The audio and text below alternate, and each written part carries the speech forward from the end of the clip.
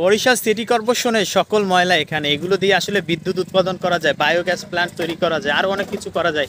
সেই হিসাবে এগুলো জমাই না রেখে কিছু করা উচিত। দর্শক দেখতে পাচ্ছেন যে হাজার হাজার মেট্রিক টন ময়লা এখানে, স্থানীয়ভাবে জায়গাটি ময়লা খোলা নামে পরিচিত এবং দেখতে পেয়েছি সকল ধরনের ময়লা এখানে এনে ফেলা হয়। যে বরিশাল শহরে যত ময়লা রাতে এক জায়গায় কালেক্ট করা থাকে, সেখান থেকে গাড়িতে গাড়িতে এখানে নিয়ে আসে ওরা। ফজর হওয়ার আগেই ময়লাগুলো এখানে ওরা ফেলে।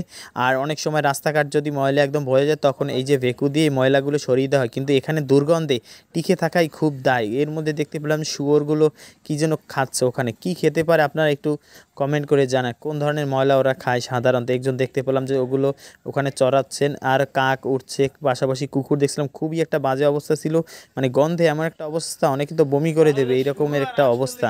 আমাদের প্রয়োজনে তাগিদে এখান থেকে এক জায়গায় যাইতেছিলাম, সেই ফাঁকে এটা ভিডিও করলাম। যাই হোক, আপনারা আমার ভিডিওর সাথেই থাকবেন, কমেন্ট করবেন, লাইক দিবেন। আল্লাহ হাফেজ।